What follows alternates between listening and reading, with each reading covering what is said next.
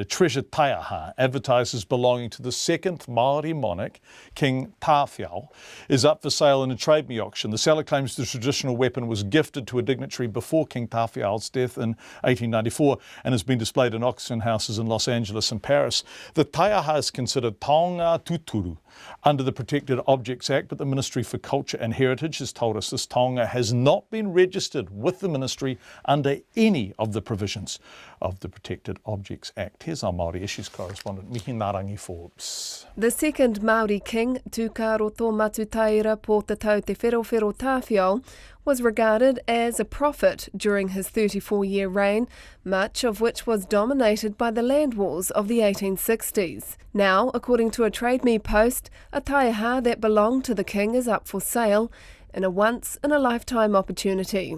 But a spokesperson for the King movement, Rahui Papa, is sceptical about its authenticity. They use the name to raise the price, and a lot of the times the provenance can't be corroborated, so they're just using the name to hike the price up, really. The seller claims the taiaha was held in major tribal collections of both Maurice Pinto and Robert Duperrier in Paris before being sold by Bonham's auction house in Los Angeles. Mr. Papa says he hasn't been able to confirm that claim. We've had a look at the picture on the website and we can't tell. And we haven't had the opportunity to delve into the provenance. Mr. Papa says the kingitanga takes great care looking after historic treasures and they have a good idea of where their taonga are. Of course, Tāwhiao had many taonga, and we believe that we have Tāwhiao's taiaha at Mahinarangi.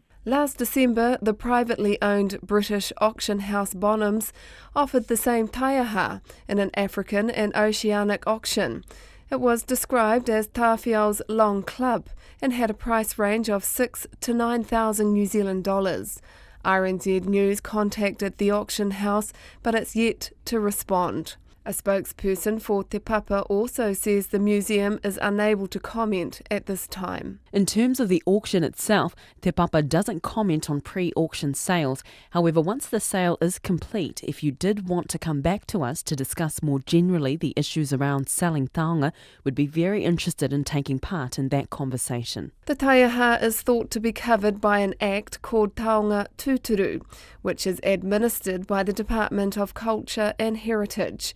Registered collectors can only buy from privately owned collections, and there is an obligation to make artefacts available for examination.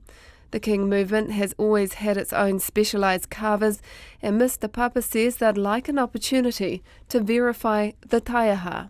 Kairo has its own story, and those stories can be read. So those were our puka puka. Those were our manuscripts, I suppose. The whakairo and the whare, those whakairo on those taonga, the whakairo, on all of those types of things. The taiaha seller has not responded to requests for comment. However, many observers of the TradeMe auction, which closes next Monday, and other social media forums have expressed concern, with some saying it should be offered back to iwi first. For Checkpoint, this is Mihi Forbes.